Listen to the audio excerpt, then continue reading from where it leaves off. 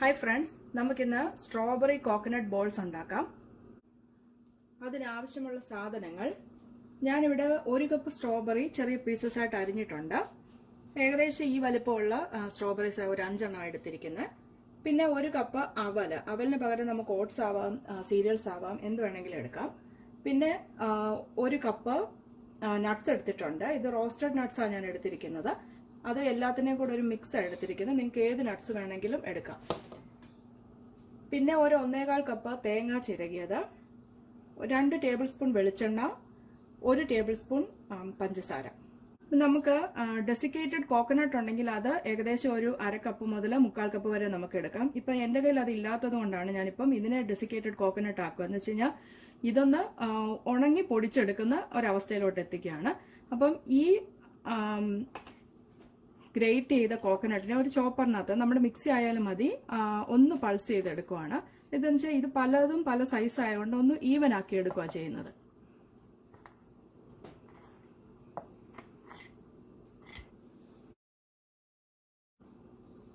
ഇനി നമുക്ക് ഈ തേങ്ങ ഒന്ന് റോസ്റ്റ് ചെയ്തെടുക്കാം. ഒത്തിരി അങ്ങ് ബ്രൗൺ, നമ്മുടെ തീയൽ പോലെ ബ്രൗൺ ആവരുത്, വെളുത്ത് തന്നെ ഇരിക്കേണ്ടത്.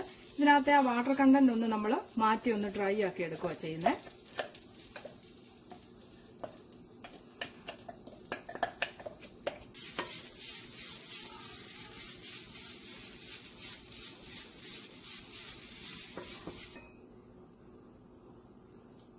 ഇപ്പോൾ ഏകദേശം ഒരു 10 മിനിറ്റ് ആയിട്ട് ഞാൻ ഒരു ലോ ഫ്ലെയിമിൽ ഇങ്ങനെ ഇതിനെ ഒന്ന് വെള്ളം എല്ലാം ഒന്ന് ഡ്രൈ ചെയ്തെടുക്കുമായിരുന്നു.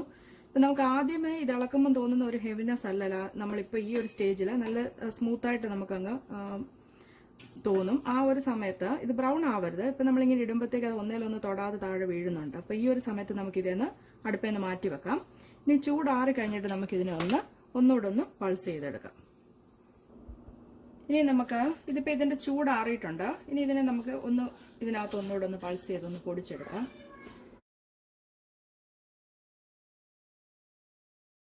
ഇപ്പം ഞാൻ ആ തേങ്ങ കുറച്ച് പോർഷൻ നമ്മൾ ഇത് ബോൾ ഉരുട്ടാനുള്ളതാണ്. അപ്പം അതിന് മേളിൽ ഒന്ന് റോൾ ചെയ്യാൻ വേണ്ടി കുറച്ച് മാറ്റി വെച്ചിട്ടുണ്ട്. ബാക്കി തേങ്ങ ഇതിനകത്ത് ചേർക്കാൻ വെച്ചിട്ടുണ്ട്.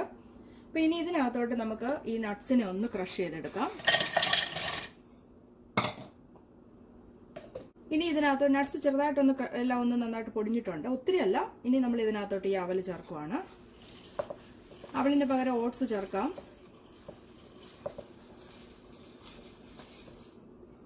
ക്രഷ് ചെയ്തെടുക്കാം.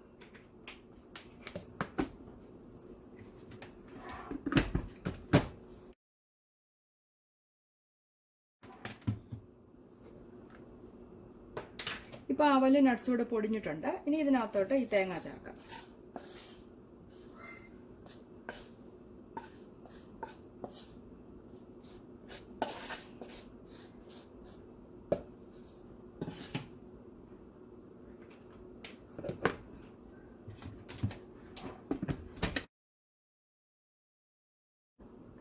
ഇനി ഇതിനകത്തോട്ട് ഈ സ്ട്രോബെറി ചേർക്കാം.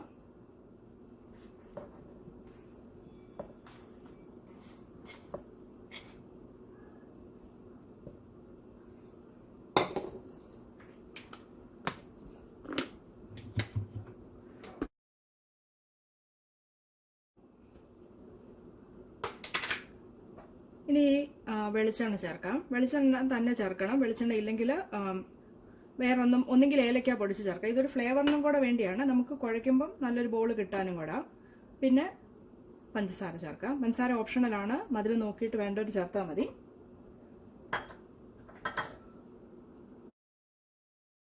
ഇപ്പം ഞാനതെല്ലാം ക്രഷ് ചെയ്തൊന്ന് എടുത്തിട്ടുണ്ട്. ഇനി ഒന്നുകൂടെ ഒന്ന് മിക്സ് ചെയ്തിട്ട് നമുക്കിതിനെ ചെറിയ ബോൾസ് ആയിട്ട് ഉരുട്ടിയെടുക്കാം.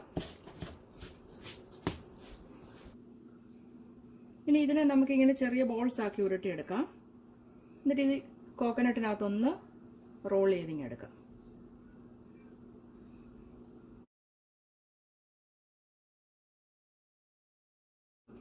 അപ്പം നമ്മുടെ സ്ട്രോബെറി കോക്കനട്ട് ബോൾസ് റെഡി ആയിട്ടുണ്ട്. Thank you for watching. Try it and enjoy.